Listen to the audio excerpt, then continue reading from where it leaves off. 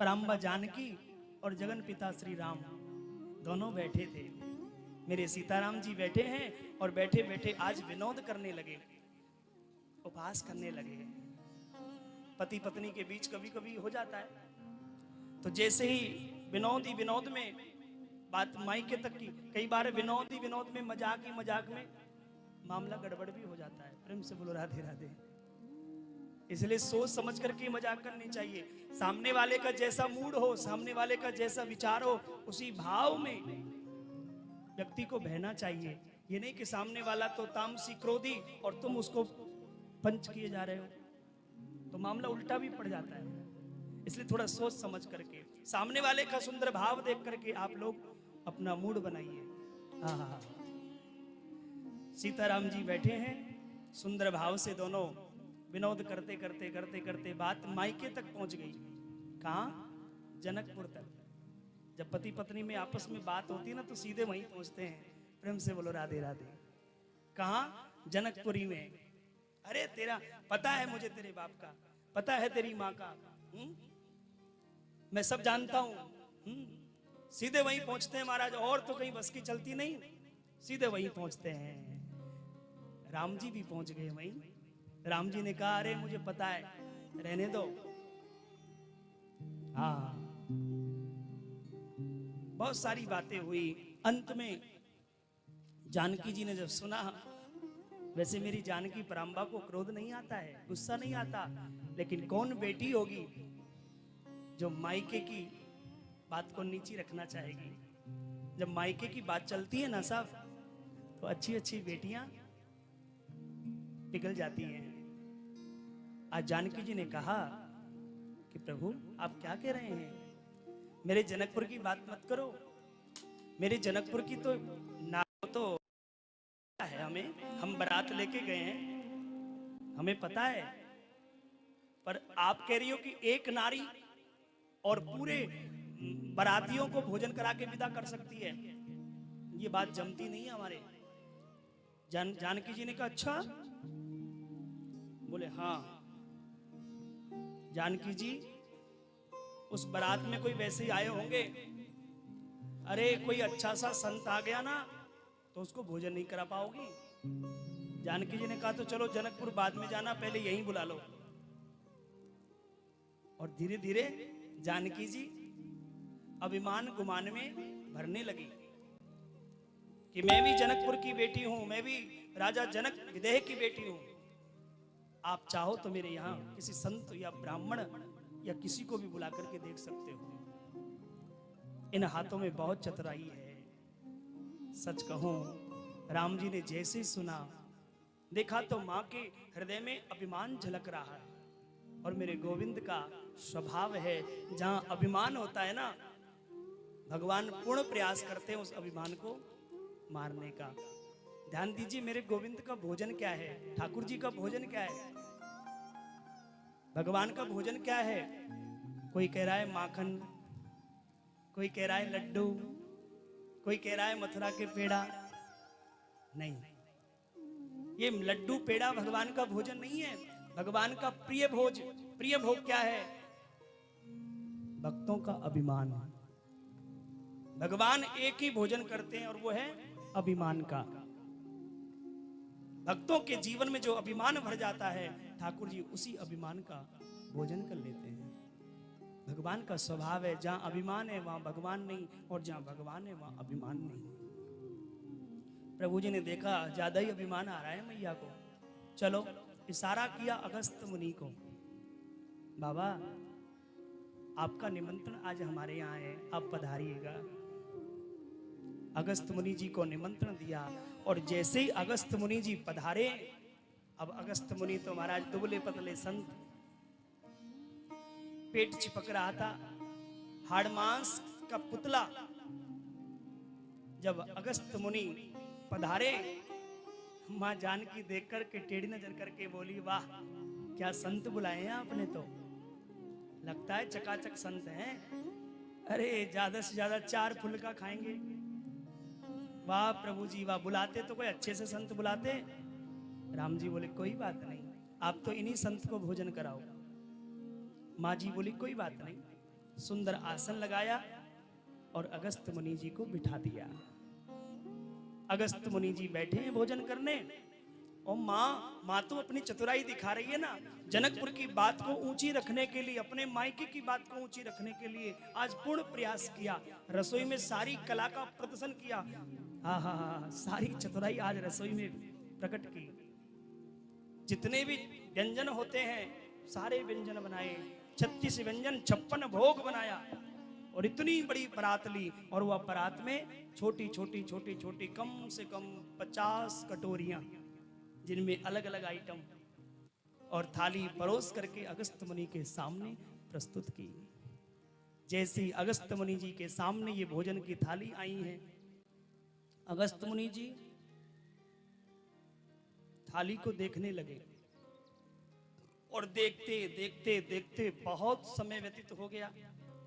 जानकी जी बोली, सरकार क्या बात है, देखते ही रहोगे कि पाओगे भी? क्या देख रहे हैं? अरे बड़े पवित्रता से बनाया है, बड़ी शुद्धता से बनाया है। अगस्त्य मुनि जी बोले, माँ वो तो सब ठीक है, पर मैं ये देख रहा हूं, ये छोटी छोटी कटोरियों को नाक में डालूं कि आंख में डालूं कि कान में डालूं?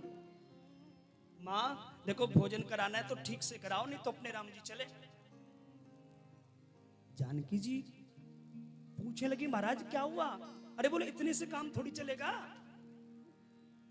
अरे तो बाबा चिंता काहे को करो, ये सीता की रसोई है, यहाँ कोई कमी नहीं आती, आप पाओ ना, भर पेट पाओ, कोई टेंशन नहीं है, बहुत बना रखा है, चिंता ना करो। जनकपुर की बेटी विधेयराज जनक की पुत्री हूँ, हाँ ये सीता की रसोई है। आए हाय, जब जानकी जी ने ये कहा, बाबा समझ गए। बाबा ने क्या किया, क्योंकि इशारा तो राम जी से हो ही गया था, बाबा ने जितनी भी छोटी छोटी कटोरियां थी ना, उन सब कटोरियों को उठाया और धीरे धीरे थाली में सब डाल दिया। ये भी डाला, वो भी डाला, ये भी डाला, ये भी डाला, वो भी डाला, जितनी भी 50 कटोरियां थी सबका माल थाली में, कटोरियों को डाल दिया एक तरफ, और बना ली रबड़ी। समझते हो ना, रबड़ी। और रबड़ी बनाएंगे महाराज, उठाई थाली और एक सबड़के में ही सबड़ गए, और बोले, माँ ने देखा, हे भगवान, सारी मीनू का सत्यानाश कर दिया। सुबह 4 बजे से सोचा था, विचार किया था, ये बनाऊंगी, वो बनाऊंगी, ये बनाऊंगी, अलग अलग व्यंजन बनाया, और इसने तो सबका सत्यानाश कर दिया, एकदम राबड़ी बना दी। संत क्या जाने भैया स्वाद, साधु जो होता है वो स्वाद नहीं करता है, वो साधना करता है। ना करो, अभी आई, झट मैया गई और इतना सारा भर के थाली में डाल दिया। पाओ महाराज, अगस्त्य मुनि सुबह 9 बजे भोजन प्रारंभ किए, शाम के 6 बज गए, अखंड भोजन चल रहा है, अखंड। उठा करके थाली गटक रहे हैं, उठा के थाली गटक रहे हैं, और मैया रसोई से जाए, लाए, तब तक थाली साफ। पूरी रात बीत गई, मैया बोली, राम राम, ये कैसा संत है? राम जी बैठे बैठे देख रहे हैं, गटकते गटकते गटकते गटकते 2 दिन पूरे हो गए महाराज, अखंड भोजन चल रहा है।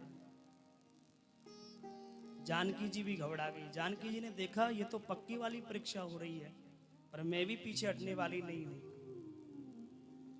रामायण कहती है 3 दिन हो गए भोग पाते पाते, 4 दिन हो गए अखंड भोजन चल रहा है, 5 दिन हो गए अखंड भोजन चल रहा है। अब तो जानकी जी के हाथ पैर फूलने लगे, कितना दौड़ेगी, स्वयं बनावे और स्वयं परोसे। महाराज रसोई से यहाँ से वहां से यहाँ, एकदम पांव हाथ फूल गए। और जब हाथ पांव फूले तो धीरे से सोचा थोड़ा रेस्ट हो जाए, थोड़ा विश्राम मिल जाएगा, बाबा को बातन में लगाऊं। माताएं बहुत चतुर होती हैं, जब कहीं भोजन परोसने का नंबर आए और जब चूल्हे में कमी पड़ जाए तो धीरे से बातों में लगा लेती हैं। जानकी जी ने सोचा थोड़ी बातों में लगाऊं, और धीरे से आई और आके बोली, बाबा क्षमा करियो, एक निवेदन करना चाहूं। वैसे संत ब्राह्मण भोजन करते समय बोलते नहीं हैं, ये नियम है, नहीं बोलना चाहिए भोजन करते समय। भजन और भोजन ये दोनों एकांत का विषय है प्यारे। भजन भोजन के बीच में बोला नहीं जाता है, एकांत में ये भोग पाया जाता है। तो अगस्त मुनि भी बोलते नहीं है, नियम था उनका, तो धीरे से बोल बोले सब बाद में करना, निवेदन विवेदन, पहले हमें पाने दो। नहीं नहीं महाराज, मैं तो ये भोजन के विषय में ही कुछ बात बताना चाह रही हूं आपको, बताओ। सारे जगह बोले मैंने शास्त्रों में पढ़ा है, जब आधा भोजन हो जाए ना तो पानी पी लेना चाहिए।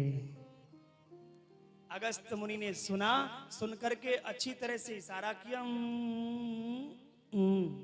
बोले ये मैंने भी पढ़ा हुआ है शास्त्र, चिंता मत करो, पर जब आधा भोजन होगा तभी तो पानी पीऊंगा, आधा तो होने दो। जानकी जी ने देखा, राम राम 5 दिन हो गए वो अभी आधा भोजन नहीं हुआ। ठीक है भाई महाराज, पाओ। गई रसोई में भर के लाई, डाला थाली में, उठाया बाबा ने, गटक गए कि सबड़ में, और सबड़ते सबड़ते सबड़ते 7 दिन हो गए, 8 दिन हो गए, 9 दिन हो गए। अब तो माँ जी का सारा अभिमान चूर चूर होने लगा।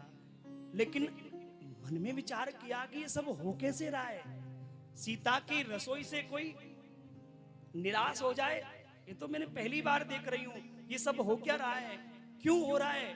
तब दिमाग आया, ओहो मैंने गणेश भगवान को तो याद ही नहीं किया, गजानन रिद्धि सिद्धि के दातार भगवान गणपति जी को तो स्मरण ही नहीं किया। और कहते हैं जब तक कोई शुभ कार्य करो और गजानंद भगवान गणपति जी का आह्वान ना करो, तब तक वो कार्य सफल नहीं होता है। इसलिए कोई भी काम करो, सबसे पहले निमंत्रण गणेश जी को पहुंचाओ, भगवान गजानन जी को पहुंचाओ, क्योंकि गजाननम भूत गणादि सेवितम कपित जम्बो फल चारु वक्षणम उमासुतम शोक विनाश कारकम नमामि विघ्नेश्वर पाद पंकजम। ये विघ्नों को हरने वाले हैं, मंगल करने वाले हैं। इसलिए जब भी कोई शुभ कार्य करो भैया, गणपति जी महाराज का जरूर आह्वान करना चाहिए, पूजन करना चाहिए, ध्यान करना चाहिए। क्योंकि जब भगवान गणपति जी का कोई पूजन करता है तो गणपति जी अकेले नहीं आते हैं, वो पूरे परिवार के साथ आते हैं, और इनका परिवार बड़ा प्यारा है।